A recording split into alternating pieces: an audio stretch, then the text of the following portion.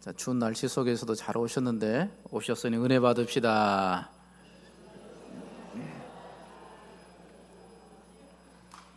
강단에서도 손이 차요 지금.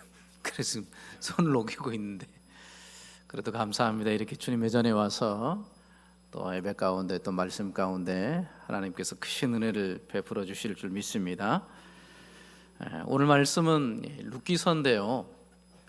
룻기서는 총 4장으로 되어 있습니다. 어찌 보면 정말 짧은데 짧은 말씀 속에서도 하나님께서 큰 의미를, 아주 중요한 의미들을 담겨 놓으셨습니다. 그래서 룻기서를 통하여서 참 많은 것들을 깨달을 수 있는데요. 3가지로 잠깐 먼저 룻기서 서론적으로 살펴본다면, 첫 번째는 이 룻기서 자체가 사사시대와 왕정시대를 이어가는 가교 역할을 하고 있습니다. 다리 역할을 합니다.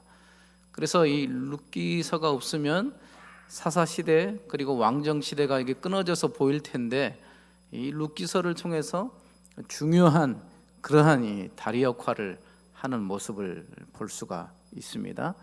그러면서 무엇을 보여주냐면, 특별히 왕정시대 다윗이 어떻게 출현하게 되었는지, 그런 계보가 이 룻기서에 담겨 있죠. 그리고 더 나아가서는 이 땅에 오실 메시아 되신 예수 그리스도의 계보가 그렇게 또 확연하게 드러나게 됩니다. 룻기서 아주 중요한 위치를 가지고 있죠. 그리고 두 번째는 여호와의 이 헤세드. 이 헤세드가 무엇이냐면 여호와의 자비하심입니다. 우리에게 긍휼을 베푸시는 그 하나님의 자비하심이 헤세드인데, 이 여호와의 헤세드가 룻기서 전체에 꽉 차 있습니다. 그러니까 얼마나 하나님께서 죄인된 인간을 사랑하시고 자비하심으로 품어주시는지 그것이 꽉 차 있고요. 그 헤세드의 사랑 안에서 룻은 나오미에게, 또한 보아스는 룻과 나오미에게 그 받은 헤세드의 사랑을 탁 전해주는 그러한 모습으로 꽉 차 있습니다. 그래서 어느 장보다도 룻기서를 통하여서 하나님의 자비하심을 더욱더 깊이 깨닫고, 이 땅에 살아가는 이 믿음의 하나님의 이 신자들이 이 땅 가운데 어떤 마음으로 살아가야 될지, 이 헤세드의 사랑을 우리에게 모델과 같이 나타내주는 그러한 이 장이기도 합니다. 그리고 세 번째는 이 고엘 제도가 이스라엘 백성들에게 있는데요. 이 고엘 제도를 통하여서 어떤 가정이나 가문의 기업을 잇게 하는 겁니다. 그래서 잃어버렸던 땅이나, 그리고 심지어는 그 가문을 자손이 없어서 이을 수 없는데 그런 것까지 고엘 제도를 통하여서 그 죽어버린, 끊어져 버린 가문을 잇게 하는 거예요. 되찾게 하는 것이죠. 그것이 고엘 제도인데, 바로 이것은 무엇을 보여주냐면요, 이 땅에 예수 그리스도께서 오셔서 죄인된 우리를 위해서 구속하시고 대속하신 이 놀라운 이 구속사의 이 크신 은혜를 이 고엘 제도를 통해서 우리에게 보여주고 있습니다. 그래서 이 고엘은 예수 그리스도의 구속의 모형과도 같은 것이죠. 그래서 크게는 하나님께서 그리스도를 통해서 우리에게 구속하신 놀라운 구속의 이야기가 여기 룻기서에 담겨져 있고, 그리고 또한 이 사사시대와 왕정시대를 잇는 가교 역할을 하고, 또한 이 땅에 살아가는 하나님의 자녀들이 어떤 마음과 정신과 그런 태도로 이 땅에 살아가야 될지, 여호와의 헤세드의 그 사랑으로 살아야 된다는 것을 이 룻기서에 다 채워져 있습니다. 그래서 정말 룻기서는 중요하고요, 또한 읽으면 감동적이고, 또한 믿음의 사람들이 어떻게 살아야 될지 그런 부분들을 우리에게 가르쳐주고 있습니다. 오늘 제목은 우리 한번 따라 할까요? 여호와께 돌아가자. 네, 이 말씀으로 오늘 룻기서 1장 1절부터 14절을 보도록 하겠습니다. 먼저 1장 1절과 2절을 우리 함께 읽겠습니다. 네, 함께 읽겠습니다. 사사들이 치리하던 때에 그 땅에 흉년이 드니라. 유다 베들레헴에 한 사람이 그의 아내와 두 아들을 데리고 모압 지방에 가서 거류하였는데 그 사람의 이름은 엘리멜렉이요 그 아내의 이름은 나오미요 그의 두 아들의 이름은 말론과 기련이니 유다 베들레헴 에브라 사람들이더라. 그들이 모압 지방에 들어가서 거기 살더니. 아멘. 1절에 보니까요, 사사들이 치리하던 때에 일어났던 이야기입니다. 사사시대 때 있었던 이야기인 것이죠. 사사시대 때 이 한 가정이 나오는데 그 남편은 엘리멜렉이었고 아내는 나오미라고 나오고 있습니다. 그리고 두 아들이 있는데요, 그 두 아들의 이름은 말론과 기련이다. 사사들이 치리하던 이때엔 한 가정을 조명해주고 있습니다. 근데 그들은 유다 베들레헴에 산 한 가정인데요, 사사들이 치리하던 그때에 흉년이 든 겁니다. 우리가 먼저 짚고 넘어갈 것은 사사시대 때 어떠했는지를 우리가 잠깐 살펴봐야 되는데요, 사사시대 때는 가장 영적으로 또 도덕적으로도 가장 어둡고 암울했던 그런 시기가 사사시대였습니다. 우리 사사기 21장 25절에 보면 그렇게 한 구절을 통해서 우리가 알 수 있는데요, 함께 읽겠습니다. 그때에 이스라엘에 왕이 없으므로 사람이 각기 자기의 소견에 오른 대로 행하였더라. 아멘. 사사시대를 대표적으로 나타내는 구절입니다. 사사시대 때 이스라엘에 왕이 없었다고 얘기합니다. 그런데 실은 왕이 있었습니다. 이스라엘의 왕은 하나님이시죠. 하나님께서 버젓이 계시는데 사사시대 때에 마치 왕이 없었던 것처럼 살았다라는 것이죠. 왜 그러느냐? 사람들이 각기 자기의 소견에 오른 대로 행했기 때문에 그렇다라는 것입니다.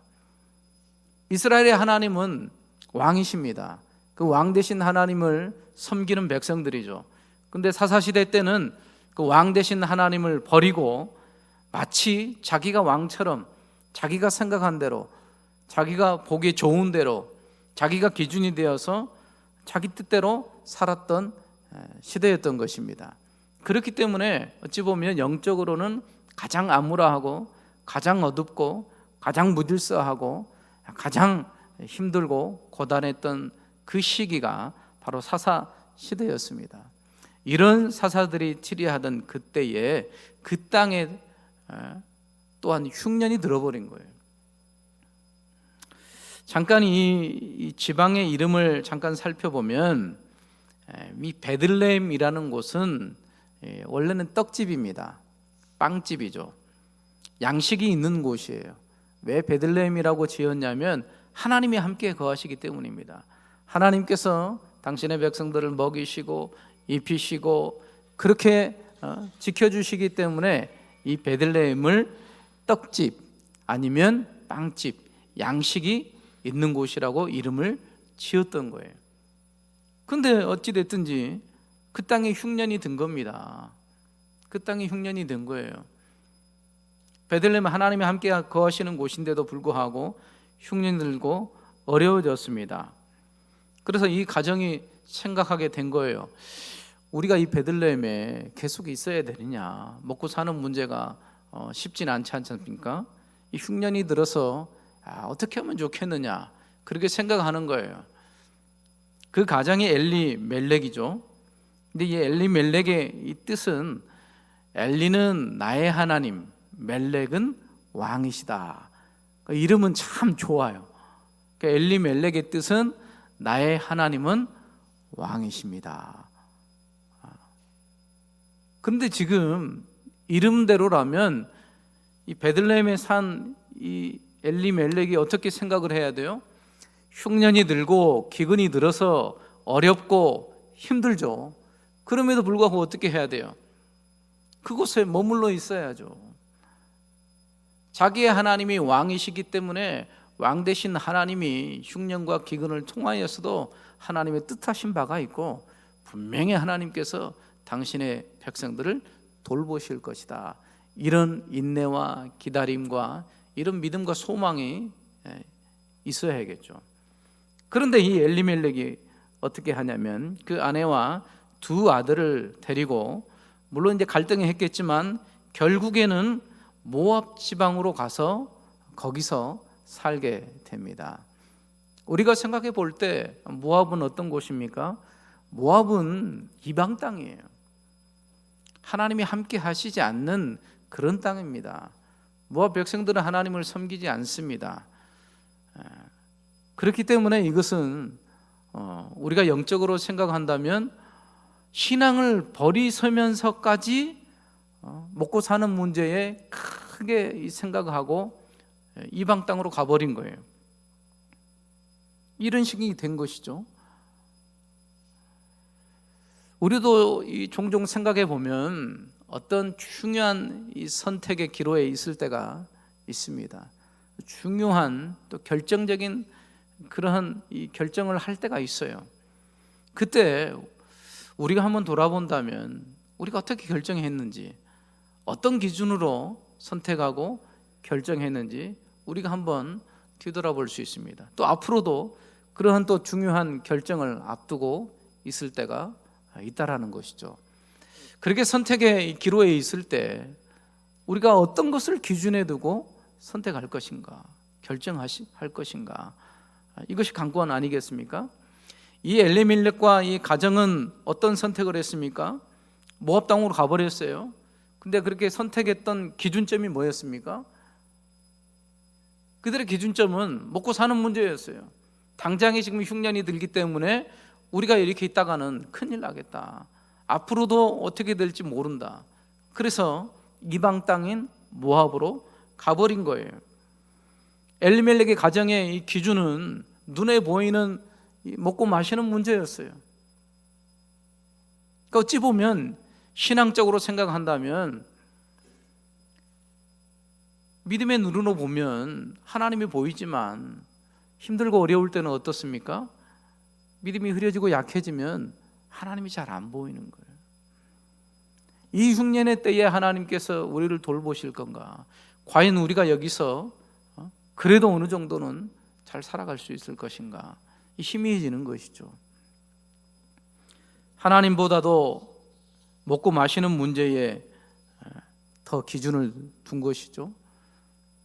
영원하신 가치인 하나님보다도 육신에 썩어진 것들을 더 붙들고 그것을 더 귀중하게 생각했던 거예요. 그래서 그것을 기준점 삼다 보니까 베들레헴을 떠나서 이 모압 땅으로 가버린 것입니다. 그러나 우리가 생각할 것은 믿음의 사람들이, 하나님의 백성들은 이렇게 생각해야 됩니다.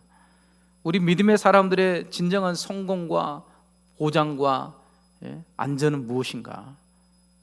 그것이 무엇이겠습니까? 당연히 하나님 안에 있을 때예요. 하나님 안에 있을 때. 당장은 힘들고 어려워도 하나님 안에 있을 때 진정한 행복이 있는 거예요. 그러나 하나님을 떠난 그런 선택과 그런 삶의 모습은 당장에 봤을 때는 괜찮아 보이고 잘 선택한 것 같아도 결국에 가서는 실패로 돌아간다는 것을 우리에게 가르쳐주고 있습니다.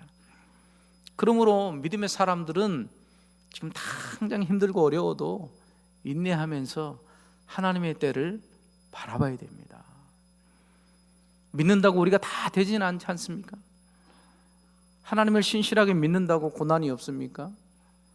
하나님을 신실하게 믿어도 고난이 있고 고통이 있고 흉년이 있고 기근이 있고 질병이 있고 아픔이 있고 어려운 거예요.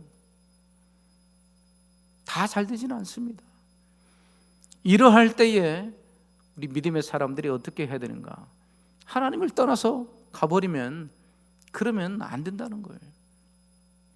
이런 어려움을 통해서 그럼 어떻게 해야 됩니까? 이런 아픔과 어려움과 질병을 통해서 더 하나님께 엎드리고 하나님께 나아가는 그런 통로로 삼아야 된다는 것이죠.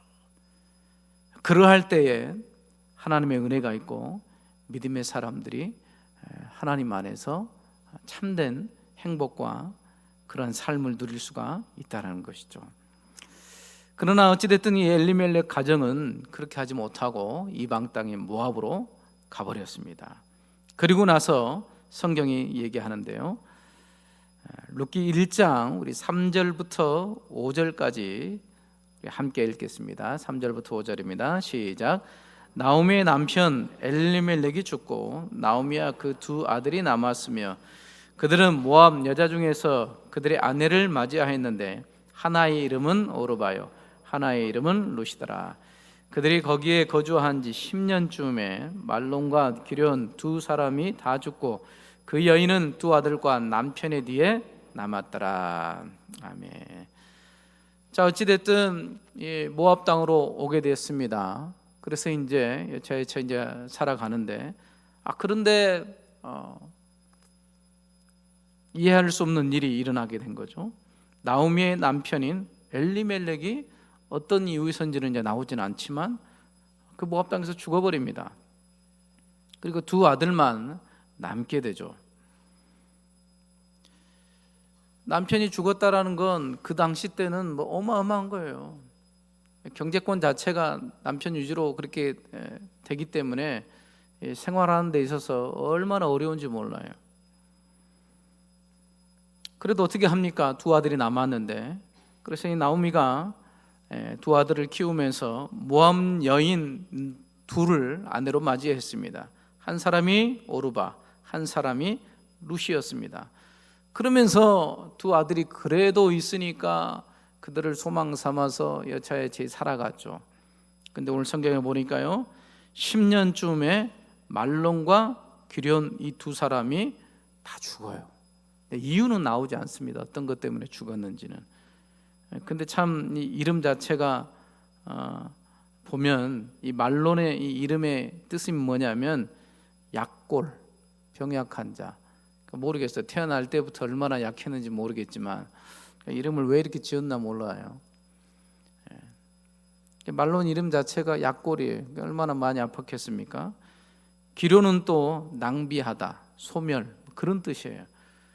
그러니까 참 이 이름도 잘 지어야 되는데 어찌됐든 10년쯤에 이 두 아들인 말론과 기럨도 다 죽어버려요. 그러니까 나오미만 남은 거죠. 며느리 둘과 나오미 졸지에 그냥 이 세 명의 여자가 과부가 돼버린 거예요. 그 당시 때 과부는 제일 가난하고 제일 못 살고 제일 힘든 사람들을 총칭해서 얘기합니다. 한순간에 과부가 돼버린 거예요. 그러니까 그나마 이 베들레헴에서 흉년이 돼서 먹고 살겠다고 모압 땅으로 왔는데 10년쯤 되니까 남편도 죽고 두 아들도 다 죽고 완전히 탈탈 털려버린 그런 인생, 전혀 소망이 없는 그런 이 나오미의 인생을 볼 수가 있는 것이죠. 이것을 보면서 누가복음 15장의 둘째 아들 이 탕자의 비유가 생각이 났습니다. 우리 누가복음 15장 11절부터 14절을 함께 읽겠습니다. 시작. 또 이르시되 어떤 사람에게 두 아들이 있는데 그 둘째가 아버지에게 말하되 아버지여 재산 중에서 내게 돌아올 분깃을 내게 주소서 하는지라.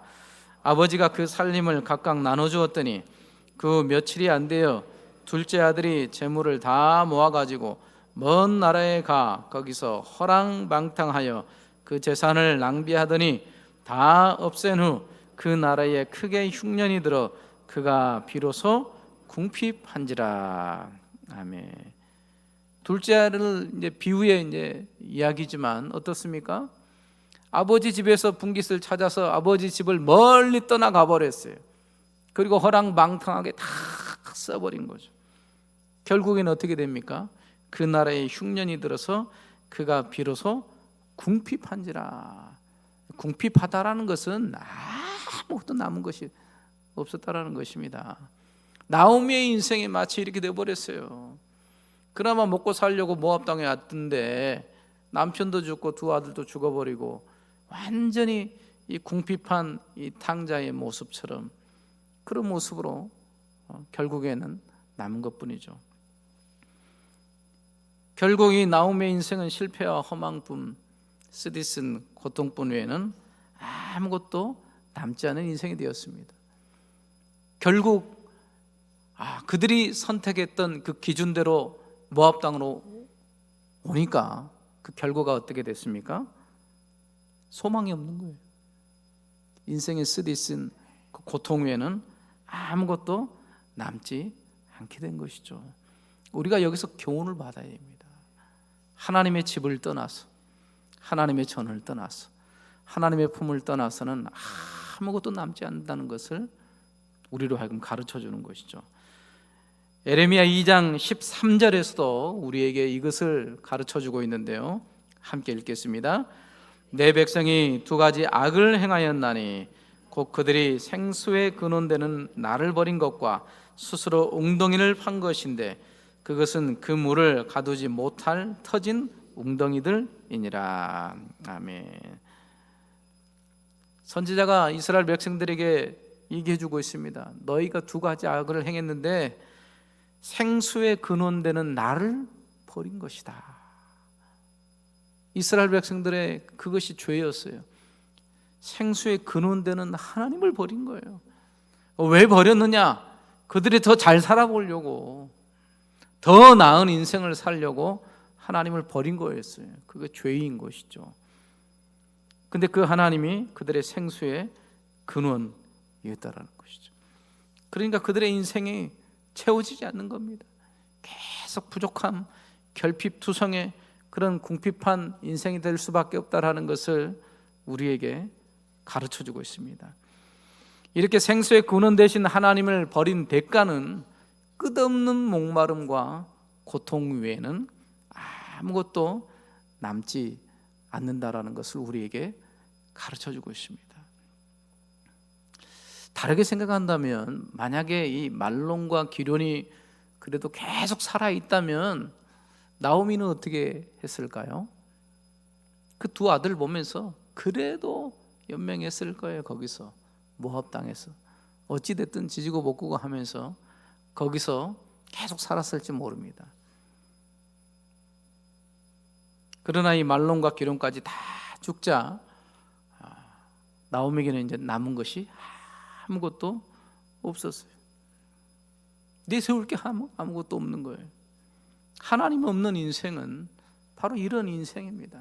가장 비참하고 가장 불행하고 붙잡은 것 같았고 가진 것 같았고 소유한 것 같았지만 결국에 가서는 아무것도 남지 않는 그런 인생이 하나님을 버리고 하나님 없는 인생인 것을 우리에게 가르쳐 주는 것이죠. 이런 실패와 고통뿐인 이 인생이었던 나오미에게도 하나님은 놀랍게 은혜를 베푸십니다. 할렐루야. 하나님께서는 긍휼히 여기십니다. 우리 룻기서 1장 6절을 함께 읽겠습니다. 시작. 그 여인이 모압 지방에서 여호와께서 자기 백성을 돌보시사 그들에게 양식을 주셨다 함을 듣고 이에 두 며느리와 함께 일어나 모압 지방에서 돌아오려 하여. 아멘. 자, 이제 모압에서 붙잡을 게 아무것도 없어요. 소망 없는 인생이에요. 그런데 마침 이 나오미가 무엇을 듣습니까? 여호와께서 자기 백성을 돌보셨다. 그리고 그들에게 양식을 주셨다라는 것을 들은 거예요. 그래도 감사하게. 이것조차 듣지 못했다면 모르겠습니다. 나오미가 어떻게 되어버렸을지. 하나님께서 자기 백성을 돌보셔서 그들에게 양식을 주셨다 하는 것을 들었다라는 거예요. 이게 복음입니다. 이게 복음이에요. 하나님 여호와께서 자기 백성을 돌보셨다고 하는데 이 돌보셨다는 이 원뜻을 찾아보면 찾아오셨다라는 거예요. 하나님께서 굶주리고 힘든 자기 백성에게 하나님께서 찾아오셨다라는 거예요. 그래서 그들의 형편을 보시고 찾아오셔서 하나님께서 양식을 베푸셨다라는 것입니다. 이렇게 하나님께서는 세심하게 찾아오셔서 우리의 필요를 채워주시는 그 인자하신 하나님인 것을 우리에게 가르쳐주고 있습니다. 나오미가 그걸 들은 거예요. 나오미가 그거를 듣고 어떻게 합니까? 이제는 모압 땅에서는 살 이유가 없어요. 소망이 다 끊어졌기 때문에. 그래서 모압 지방에서 돌아와서 드디어 다시금 베들레헴으로, 하나님께서 돌보시는 그곳으로, 하나님께서 먹이시는 그곳으로, 하나님께서 입히시는 그곳으로, 하나님께서 우리의 인생을 붙드시는 그 베들레헴, 하나님의 전으로 오게 되는 것이죠. 왜 우리에게 오늘 이번에 25년도에 다시 복음이라는 주제로 우리에게 말씀하고 있습니까? 이 복음만이 우리에게 살 길이에요. 복음만이 우리에게 소망이기 때문입니다. 복음만이 바로 우리의 인생을 붙들고 우리의 인생을 강하게 하고 하나님의 은혜 가운데 살게 하는 그런 생명이기 때문에 우리에게 다시 복음으로 그렇게 외치고 그렇게 말씀을 선포하고 그렇게 우리에게 도전하는 것입니다. 다시 복음 앞으로 오게 된다면 하나님께서는 우리를 돌보셔서 우리를 다시금 세워주실 거예요. 다시금 역사하실 것입니다. 다시금 굳건하게 하실 줄을 믿습니다. 그렇기 때문에 우리에게 진정한 소망은 바로 하나님께서 우리 가운데 찾아오셔서 우리를 돌보신다는 겁니다. 이것이 들리는 거예요. 이것이 들리게 되고 이것이 깨닫게 되고 이 말씀에 아멘하게 되고 이 말씀을 붙잡고 살아가는 것, 바로 그것이 우리에게는 참된 소망이 된다는 것이죠. 나오미의 인생 가운데서도 아무것도 없는 인생이었지만 그에게 소망의 말씀이 들렸습니다. 하나님께서 돌보신다. 그래서 하나님께로 베들레헴으로 가는 그러한 나오미의 인생의 모습을 볼 수가 있습니다. 우리가 조금 전에 봤던 이 탕자의 모습 속에서도 비슷하게 나오는데요, 누가복음 15장 17절과 우리 20절을 함께 읽겠습니다. 시작. 이에 스스로 돌이켜 이르되 내 아버지에게는 양식이 풍족한 품꾼이 얼마나 많은가, 나는 여기서 줄여 죽는구나. 이에 일어나서 아버지께로 돌아가니라. 아직도 거리가 먼데 아버지가 그를 보고 측은히 여겨 달려가 목을 안고 입을 맞추니. 아멘. 이제는 궁핍해서 아무것도 없는 굶어 죽을 그러한 신세인데 이 둘째 아들인 탕자가 돌이켜서 생각합니다. 내 아버지 집에는 양식이 많은데 얼마나 많냐면 품꾼들도 풍족한 양식이 있을 정도로 아버지 집에는 가득한 거예요. 근데 그 아버지 집을 떠나서 내가 이렇게 왔으니, 그리고 비참한 자기의 모습을 보니 얼마나 후회가 되고 그리고 또 아버지 집이 생각이 났겠어요. 그래서 이에 일어나서 아버지께로 돌아간 거예요. 아버지께로 돌아간 거예요. 마음속에는 이런 생각이 있죠.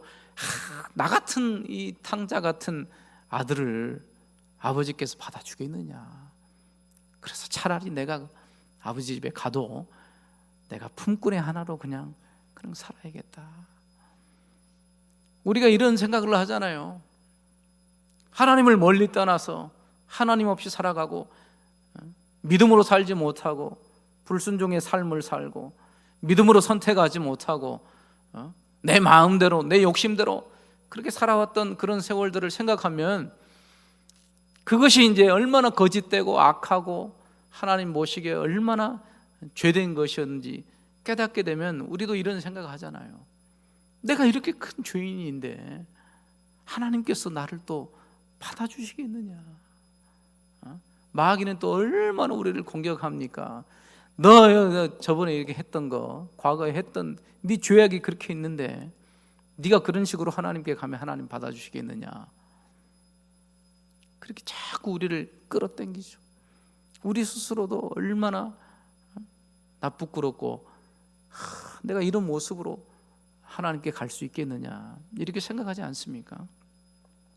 그런데 놀랍게도 이 둘째 아들인 탕자가 아버지께 돌아가겠다고 하고 아버지께 갔더니 그 아버지는 어떻게 합니까?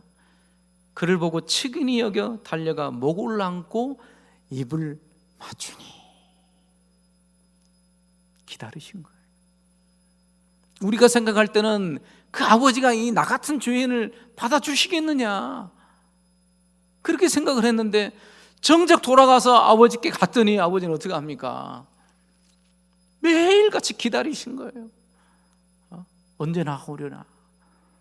그래서 멀리 있는데도 불구하고 다른 사람 같으면 알아보지도 못할 텐데 그 아버지는 멀리 있는 자기를 보고도 쫓아와서 달려와서 끌어안고 입을 맞추고 왜 이제 돌아왔냐고 그렇게 맞아주시는 그런 아버지의 모습을 볼 수 있습니다. 이것이 딱 하나님 아버지의 모습이죠.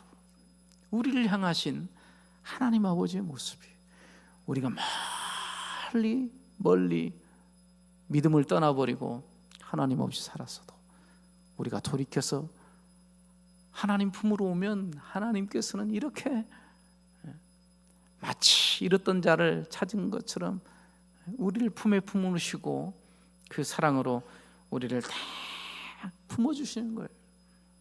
이런 하나님의 은혜와 자비하심을 우리가 경험하고 있는 것이죠. 우리의 진정한 도움은 어디서부터 옵니까? 우리가 정말로 이 땅을 살아가면서 하나님의 백성답게 살아갈 도움과 힘과 능력이 어디서부터 오냐 이것이죠. 시편 121편 1절 4절과 7절 8절은 우리에게 이렇게 얘기합니다. 우리 함께 읽겠습니다. 시작. 내가 산을 향하여 눈을 들리라. 나의 도움이 어디서 올까? 나의 도움은 천지를 지으신 여호와에게서로다. 여호와께서 너를 실족하지 아니하게 하시며 너를 지키시는 자가 졸지 아니하시로다. 이스라엘을 지키시는 이는 졸지도 아니하시고 주무시지도 아니하시리로다. 여호와께서 너를 지켜 모든 환난을 면하게 하시며 또 내 영혼을 지키시리로다. 여호와께서 너의 출입을 지금부터 영원까지 지키시리로다. 아멘. 시편 기자는 이렇게 얘기합니다.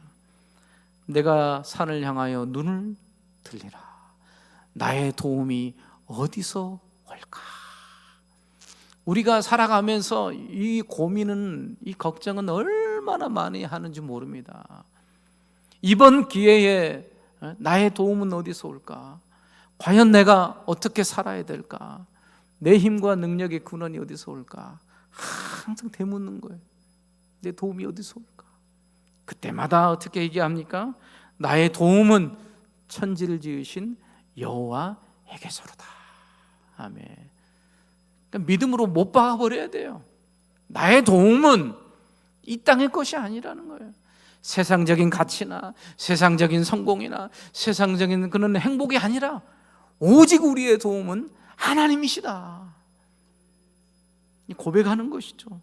그 하나님만이 우리를 넘어지지 않게 하고 그 하나님만이 졸지도 않고 주무시지도 않고 우리를 그 하나님 품 안에서 다 품으시는 진정한 도움 되시는 하나님이시라는 것을 우리에게 가르쳐 줍니다.